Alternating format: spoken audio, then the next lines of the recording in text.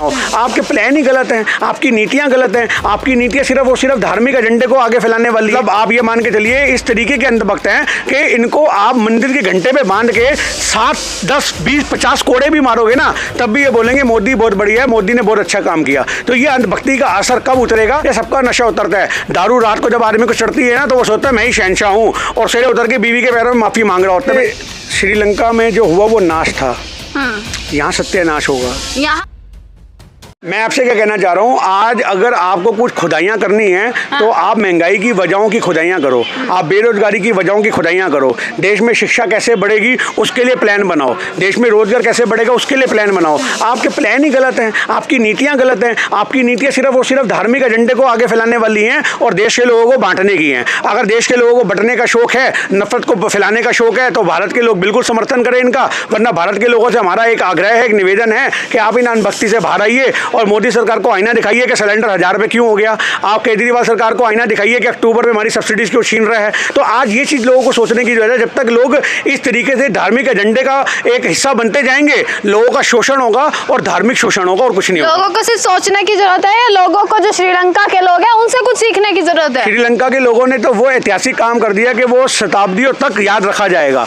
आज भारत के अंधभक्तों में इतनी हिम्मत नहीं है, क्योंकि भारत के अंधभक्त उससे ज़्यादा, मतलब आप ये मान के चलिए इस तरीके के अंधभक्त हैं कि इनको आप मंदिर के घंटे पे बांध के 7, 10, 20, 50 कोड़े भी मारोगे ना, तब भी ये बोलेंगे मोदी बहुत बढ़िया है, मोदी ने बहुत अच्छा काम किया। तो ये अंधभक्ति का असर कब उतरेगा? जब इनके बच्चे ने भूखे मरते नजर आएंगे, जब इनको नजर आएगा कि हमारी दुकानें खत्म हो चुकी हैं, हमारे काम धंधे खत्म हो चुके हैं। अभी 5-7 सालों में तो इनके पास इतना तो है ही हर आदमी के पास कि अपना बेच के भी रोटी खा रहे हैं। जब बेच को भी रोटी खाने के लायक नहीं रह जाएगी, तब अंधभक्तों को पता लगेगा कि स्कूल के बच्चे हमारे घर बैठे हैं, उनकी फीसें कहाँ से देंगे। ये सबका नशा उतरता है। दारू रात को जब आदमी को चढ़ती है ना, तो वो सोचता है मैं ही शहंशाह हूँ, और सिरे उतर के बीवी के पैरों में माफी मांग रहा होता है, मेरे से गलती हो गई तो घर छोड़ के मत जाइयो। वही हाल होगा अंधभक्तों का। ये माफिया मांगते फिरेंगे अपने घर वालों से और भारत के लोगों से। नहीं है उनका क्या, उनका शोषण हो रहा है। आज हम जैसे कितनी कोशिश करी, आज हम जैसे कितनी कोशिश करी और अन्य लोगों को संभालने की। क्या कहना चाह रहा हूँ, वो उसका एक जवाब है। अन्य लोगों के साथ वही वाली कहावत फिट हो रही है कि गेहूं के साथ गुड़ पिसता है।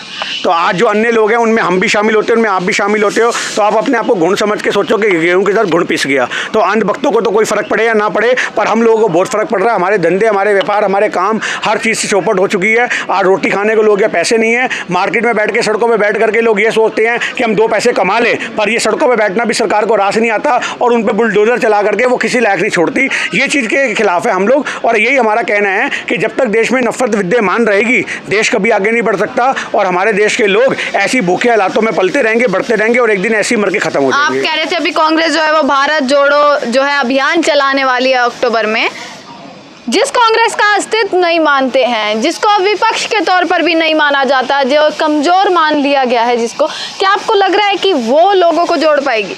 देखिए, बिल्कुल जोड़ पाएंगे। ये आप मेरी बात को समझिए।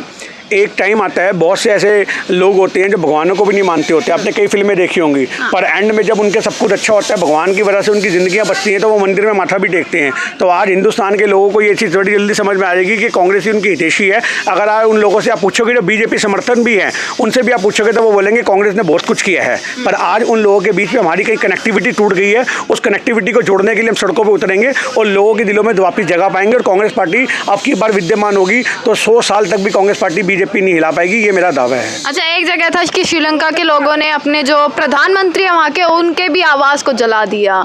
प्रधानमंत्री भी वहाँ से चले गए, अपना इस्तीफा दे दिया। एक तरफ भारत है और भारत में भी जिस प्रकार से महंगाई और बेरोजगारी बढ़ रही है, क्या वही हालात कुछ दिनों में या कुछ समय में देखने को मिल सकते हैं? देखिए, श्रीलंका में जो हुआ वो नाश था, यहाँ सत्यानाश होगा। यहाँ तो बस मुद्दे क्या है? देखिए, जो मैं बता रही हूँ, मीडिया में जो चल रहा है, नेशनल मीडिया हो, मुद्दे हैं बुलडोज़र, मुद्दा है ताजमहल, मुद्दा है कुतुब मीनार, मुद्दा है आपका अजान, हनुमान चालीसा। देखिए, इन्हीं मुद्दों के नीचे देश के मुद्दे दफन हो जाते हैं। आज देश के मुद्दों को आगे करने की ज़रूरत है और नेशनल मीडिया वो कभी नहीं करेगी। ये सिर्फ और सिर्फ घर घर में जाके अभियान चला के ही हो सकता है और वही काम हम लोग करेंगे। भारत जोड़ो, नहीं आ रहा। ये सिर्फ 40% का इनका वोट बैंक है, जिन्होंने देश की पूरी हालत ख़राब कर रखी है। बाकी केजरीवाल जैसे जो इनके संगी लोग हैं, वो संगी लोग वोट बैंक काटते हैं कांग्रेस का, जिसकी वजह से कांग्रेस पीछे हो जाती है। और लोगों को समझने की जरूरत है, केजरीवाल भी सिर्फ बीजेपी का मुखौटा ओढ़ करके, नकाब ओढ़ करके उसी का काम कर रहा है। आपने देखा होगा पंजाब के अंदर खालिस्तान के नारे लगे, अभी हिंदू और सिख आपस में एक दूसरे के अगेंस्ट खड़े हो गए, तो वो दिन दूर नहीं है कि जब पंजाब के अंदर दोबारा खालिस्तानी तलवार लहराएंगे, और ये सिर्फ और सिर्फ केजरीवाल के राज में हो सकता था। दिल्ली में भी बिजली सब्सिडी पर भी अब बात आ रही है कि जो बिजली फ्री दी जाती थी और कहीं ना कहीं वो कहीं नहीं थी, फ्री तो वो कहीं नहीं थी, हो गई है, वो कहीं नहीं थी। जो लोग सोचते थे घरों में हमने बिजली फ्री यूज करी है, वो लोग ये कैसे भूल जाते हैं कि दुकानों में जो आपका पहले 200 रुपये बिल आता था, आप 1000 रुपये भर रहे हो। आप ये चीज़ सोचो, कमर्शियल लीटर केजरीवाल के आने की वजह से 4 गुना हो गए, 4 गुना।